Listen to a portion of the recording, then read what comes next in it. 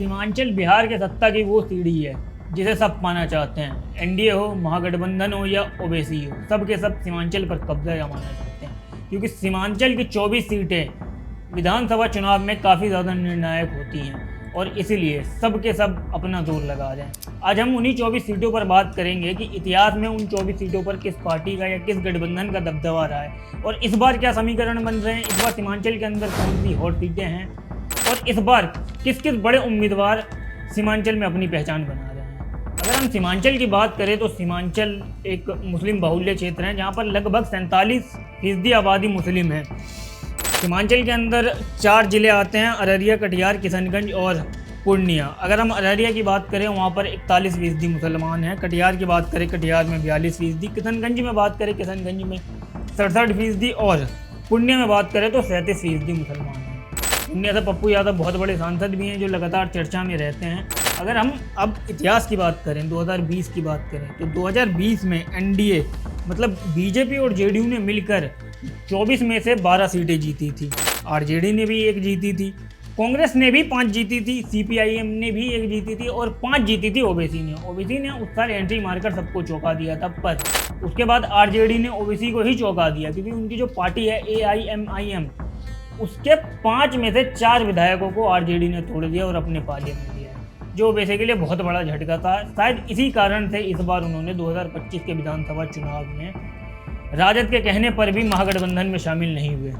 अगर हम उससे पहले बात करें 2015 की, तो महागठबंधन उस टाइम पर जेडीयू और आरजेडी दोनों एक साथ लड़ रही थी।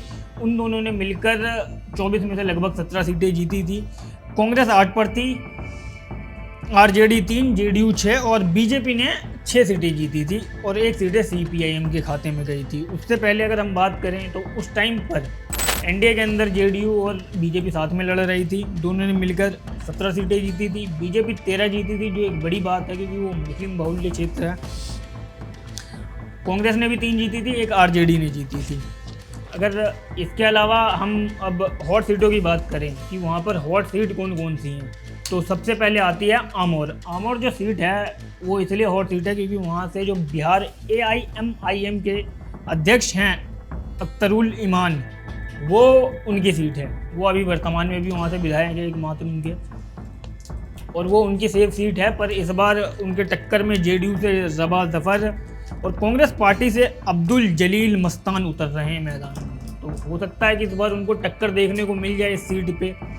अगर हम कटिहार सीट की बात करें तो कटिहार में बीजेपी की तार किशोर प्रसाद पिछले 4 बार से विधायक हैं और इस बार भी उनको टिकट मिली है, पार्टी ने भरोसा दिखाया है उनके। अगर हम सामने बात करें तो वीआईपी पार्टी मुकेश सहनी की पार्टी से उम्मीदवार सौरभ कुमार चुनाव लड़ रहे हैं और जन स्वराज से सारिक अहमद। अब बात करते हैं हम जो सीमांचल की सबसे ज़्यादा हॉट सीट है, वो है जोकीहाट। ये सबसे ज़्यादा हॉट सीट इसलिए है क्योंकि इसमें जोकीहाट के एक बहुत बड़े नेता हैं तस्लीमुद्दीन, जो पूर्व सांसद भी रहे हैं आरजेडी पार्टी से, आरजेडी के नेता भी रहे हैं। इनके दोनों बेटे उस सीट पर आमने सामने चुनाव लड़ रहे हैं, मतलब दोनों भाई। उनके एक बेटे हैं शहनवाज जो आरजेडी से चुनाव लड़ रहे हैं, और ये जो शहनवाज है ये 2020 में AIMIM पार्टी से चुनाव जीते थे। आरजेडी ने इन्हें तोड़कर अपने पाले में लिया था और इस बार ये फिर वहीं से आरजेडी की सीट से आरजेडी के टिकट पर चुनाव लड़ रहे हैं। इसके अलावा जन स्वराज से उनके भाई सरफराज आलम भी उसी सीट से चुनाव लड़ रहे हैं। अब ये मुकाबला तो काफ़ी ज़्यादा दिलचस्प हो जाएगा, भाई भाई आमने सामने हैं राजनीति में एक ही सीट पर। इसके बाद अगर हम बात करें कदवा सीट की, कदवा ये सीट है जहाँ पर आज प्रियंका गांधी ने जनसभा भी की है। ये कांग्रेस पार्टी की सीट है, कांग्रेस पार्टी की सीट काफ़ी लंबे टाइम से रही है। यहाँ पर कांग्रेस पार्टी के शकील अहमद विधायक हैं अभी भी, और इस बार भी उनको ही टिकट मिला है। सामने जेडीयू से दुलार चंद्र गोस्वामी को उन्होंने मैदान में उतारा है इनके सामने। वो कितना अच्छा प्रदर्शन करते हैं ये तो आने वाला वक्त ही बताएगा। इसके अलावा रुपौली से आरजेडी की बीमा भारती, ये आरजेडी की बीमा भारती को आरजेडी ने टिकट दिया है।